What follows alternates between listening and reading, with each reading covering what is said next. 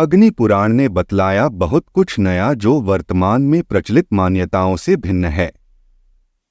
धर्म को नए नए दृष्टिकोण से देखना चाहिए। आइए जानते हैं अग्नि पुराण क्या बतलाता है। सभी अवतारों का रहस्य। ब्रह्मा का जन्म विष्णु की नाभि से हुआ था। ब्रह्मा के पुत्र थे मरीचि, मरीचि के पुत्र थे कश्यप और कश्यप के पुत्र थे विवास्वन। इस वंश से पुरूरव के वंशज थे और पुरूरव के वंशज सूर्य, सौर राजवंश के राजा थे। ब्रह्मा का एक पुत्र भी था जिसका नाम अत्रि था और अत्रि का एक पुत्र था जिसका नाम सोमा था। सोम ने राजसूय यज्ञ किया, रॉयल सैक्रिफाइस। बलिदान करने के बाद सोम सभी दुनियाओं का शासक बन गया। इससे वह बहुत घमंडी हो गया और उसने ऋषि बृहस्पति की पत्नी तारा का अपहरण कर लिया। इसके कारण देवताओं और असुरों के बीच भयंकर युद्ध हुआ। तारा को अंततः बृहस्पति को बहाल किया जाना था, लेकिन सोमा और तारा का एक बेटा था जिसका नाम बुध था। बुध से चंद्र, चंद्र राजवंश के राजाओं के वंशज थे। देवताओं और असुरों के बीच 12 बड़े युद्ध हुए।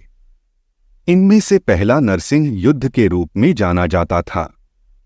यह तब हुआ जब हिरण्यकश्यपु असुरों के राजा थे। विष्णु ने नरसिंह का रूप धारण किया और हिरण्यकश्यपु को मार डाला। इसके बाद उन्होंने प्रहलाद को राक्षसों का राजा बनाया। दूसरा युद्ध वामन युद्ध था और यह तब हुआ जब बलि राक्षसों का राजा था। विष्णु ने राक्षसों को वश में करने के लिए एक बौने वामन का रूप अपनाया। तीसरा युद्ध वराह युद्ध था और यह तब हुआ जब हिरण्यकश्यप राक्षसों के राजा थे। विष्णु ने एक जंगली वराह का रूप अपनाया और हिरण्यकश्यप को मार डाला। चौथा युद्ध अमृत मंथन युद्ध था और यह अमृत के लिए समुद्र के मंथन पर हुआ था। देवताओं और असुरों के बीच पांचवां युद्ध तारा के अपहरण को लेकर हुआ था और इसे तारक माया युद्ध के रूप में जाना जाने लगा। छठे युद्ध को अजीवक युद्ध के नाम से जाना जाता था।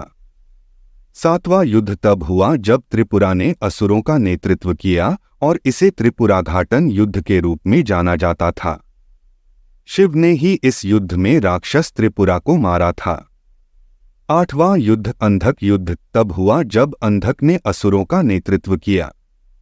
यह विष्णु ही थे जिन्होंने अंधक को मारने की योजना बनाई थी जब अंधक ने शिव की पत्नी का अपहरण करने की इच्छा व्यक्त की थी। नौवें युद्ध को वृत्रसंभर के नाम से जाना जाता था और यह तब हुआ जब वृत्र राक्षसों का नेतृत्व कर रहे थे। 10वें युद्ध को केवल जीता के नाम से जाना जाता था। इस युद्ध में विष्णु ने शाल्व और अन्य राक्षसों को मार डाला और परशुराम ने दुष्ट क्षत्रियों को मार डाला। 11वें युद्ध को हलाहला के नाम से जाना जाता था। हलहल जहर नामक एक असुर ने शिव के शरीर पर आक्रमण किया था और उसमें जहर भर दिया था, लेकिन विष्णु राक्षस को नष्ट करने में कामयाब रहे। 12वें युद्ध में, जिसे कोलाहला के नाम से जाना जाता है, विष्णु ने कोलाहला नामक एक असुर को नष्ट कर दिया। धन्यवाद। आप देख रहे थे गॉड ब्लेस टीवी हिंदी। हमारे साथ जुड़ने के लिए सब्सक्राइब अवश्य करें।